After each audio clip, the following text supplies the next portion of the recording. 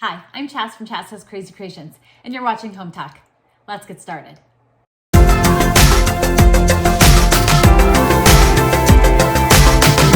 I'll be starting this project with a 9-inch foam wreath form.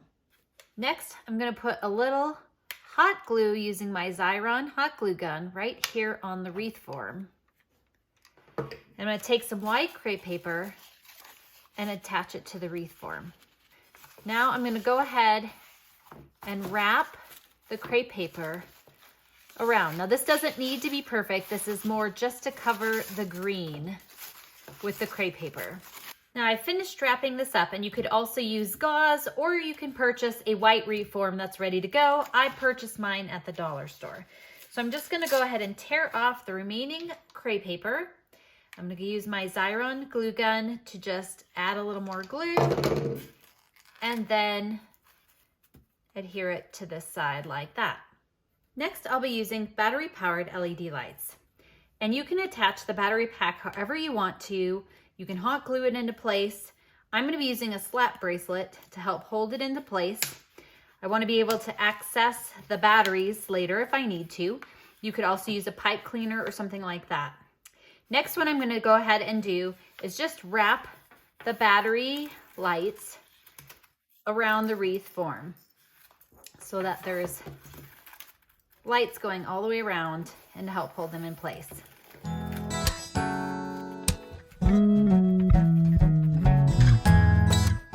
And you can either hot glue them or leave them as is.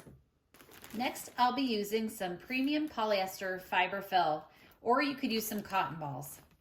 Now taking the fiber fill and the hot glue gun, I'm going to go ahead and add some hot glue to the wreath form. And then I'm going to apply the fiber fill. And I'm going to continue adding small sections of the hot glue and the fiber fill.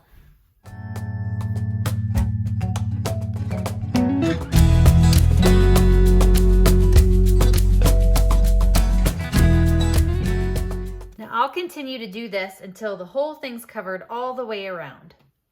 So the top part is lightly covered, and I'm going to flip it over, and now I need to do the same thing to the bottom side by just adding some hot glue and then placing the fiber fill on top of the hot glue. Now that the top and the bottom are covered, we need to fill in the gaps on the sides. So simply adding more hot glue in those sections and adding more fiber fill will help. Now another thing you can do instead of adding more fiber fill is putting some glue in there and then pulling the top and the bottoms together to fill that gap as well.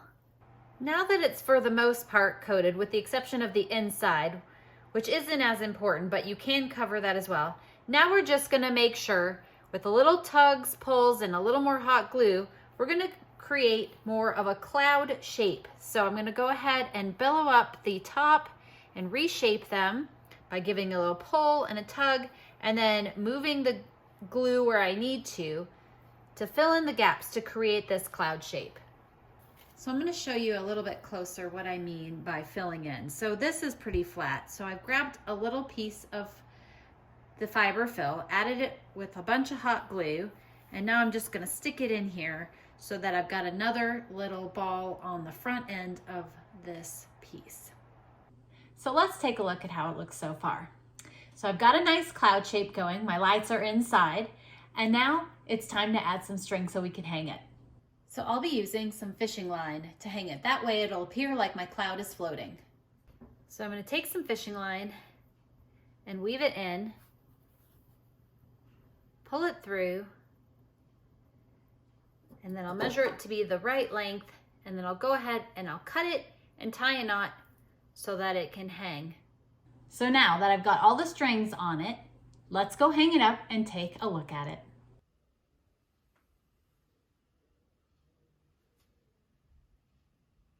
Now one of these clouds retails for $1,300, but you can make this project for under $10.